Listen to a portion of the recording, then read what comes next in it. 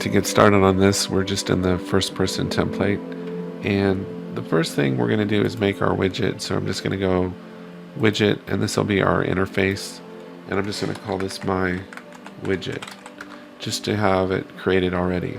And then I'm going to jump into the first person blueprint right here, and we're just going to add some functionality that we need to do real fast. So first we're going to create our widget so it'll display on the viewport. So we go create widget here, and it's my widget, and then we're going to add it to the viewport right here, add to viewport right there, and that's linked up. And then we just have to add some mouse functionality. So we're going to right click and get player controller right here, and then we're going to search for right click, and we're going to search for UI mode, this one, game and UI, and this lets us kind of have the best of both worlds. So we can put that in there like that, and then just off of here we have to enable some mouse functionality. So we're going to go set show mouse cursor, click that right there, and we can drag this in down here. And the last one is it has to be pulled off of the player controller, is enable click events set, and make sure that box is checked. And then that provides all our functionality for displaying our interface and enabling our mouse functionality. And then we can compile and close this out. We don't need that anymore. So now we can just go back into making our widget, and this is where we'll spend the rest of our time. So you could spend a lot of time making this really fancy and cool, but I'm just going to get a canvas panel and drag that onto the scene. And then we're going to get some text here, and this is basically for our instructions.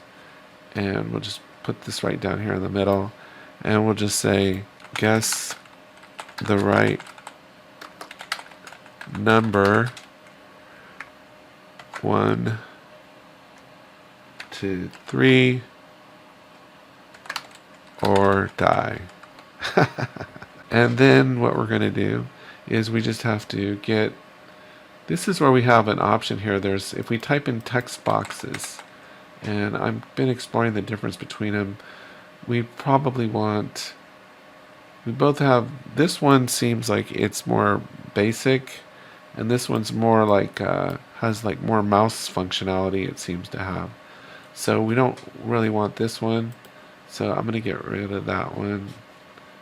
This one, I want this one, the editable text box, and we'll drag it on here. And so, and they both accept user input. And here on this, we can put some hint text in here, so we can just say click here to enter, something like that, and that should be visible from the screen. And then we have that, and then we can adjust our font size here and make it a little bit bigger if we want, like 40 or something. And you can see it's giving us a reference there, so we can make it a little bit bigger. And it's just a number that they're entering. So, and we can also change the color of our font. We should be able to here. If we want to change it, I don't know, something that looks like it's almost affecting our hint text more than anything. But caret image, okay. So we'll just leave it at that. And then what we're going to do is we're just going to jump into our graph. Oh, one more thing. We need to do our message. So we're going to do an overlay, and we'll get that, and we'll drag that on the canvas panel, and we can drag that right down here, and we can stretch this out, and this is going to be our message, whether we won or lost. And so we'll get some text for that. So we'll get text, and I'll drag it down there. Oh, it needs to be inside the overlay. This is going to be win, and it needs to be a variable. And here you can say whatever you want. So we're going to say you live. And we can change the color here and change it to like a green or something like that. And then we can make the font size bigger too, something like kind of more dramatic. And then once that's set, we can hit Control D and make it copy, and then just change the color and the text. So here we're just going to change the color to maybe like a red, and the message is going to be "You died," and go OK. And then we need to change the name of this up here, and this is lose, so we don't get confused on the graph editor. I made that mistake and actually got those reversed. And I think that's all we need to do. So we have you died and you live, and we should be set. Okay, so now everything else we got to do is in the graph over here. So here on event construct, the first thing we want to do is hide our overlay. Otherwise, we'll see it, and we don't want to see those two messages on top of each other. And then here we'll just right click and go set visibility, really is what it is. This one right here. And of course we want it to hidden. So go hidden, and we just put these two things into here like that to hide it.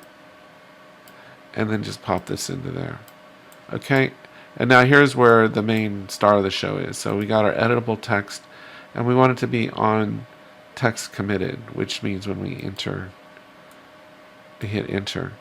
And we need a variable. We're going to create a variable here, so we're going to call this text, and make it text, and compile and save that. And drag it off of here, we can go set it.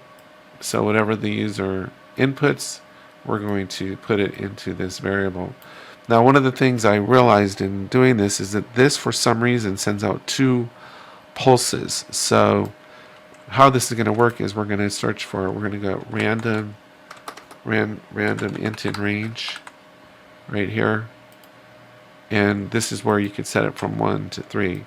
And I'm telling you, if you set this to 1 to 10, you'll be surprised how long it takes you to finally win. I mean, it's virtually impossible. It takes a long time to not die. But what happens is, if you were to hook up a print string and do this, it's going to shoot out, it's going to print out 2 numbers. For some reason, this is sending out 2 pulses. I don't really understand that. So what we have to actually do here, I got a little ahead of myself, is we need to just do this once. So let me disconnect this real fast. I'll just right click and delete them. So what we have to do is we have to do once. So it just sends out the pulse 1 time, not twice, because I was having errors and I was like, why is this giving me such a hard time? This is what we want. And then we'll reset it. Each time we have to reset it, you'll see. So here we'll just put it up like that. And then here we'll go, this will set our text. Okay. And then all we're going to do is we're going to do we've got to turn this into a literal. So we're going to drag off of here and go make literal text right here, so we can convert it into an integer. And now we're going to do a test. So we're going to go an if else. So we're going to hit B and press. And basically we're going to say, if 1 equals this, you get to live. If you guess the wrong number, then that's false and you die. So off of here, we've got to get equals, and we can put it match exactly. So here and here, it'll auto convert our variable here, our number that it comes up with there. So basically, if you get 1 and that's the same as the random number, you get to live. That's our condition. So we keep going here. And so what are we going to have happen? Well, we're going to turn off and on the visibility of our overlay. So we're going to get this over here, and go Control D, drag this over here, and this is our win. So we'll get rid of lose, and basically we want to turn on the visibility that we won right there, And then we don't want to leave it on just for a little bit, not forever. So we'll get a delay node here. Delay. And maybe make it, I don't know, half a second maybe. 0.5. And then we're going to control D this. And now we're going to turn it, make it hidden again. So it'll flash on and flash off, basically. So then with that done, we can just control D this. And this is going to be, if we don't get the right number, then we're going to do this. But then it's not win condition. It's not the win variable. It's the lose variable.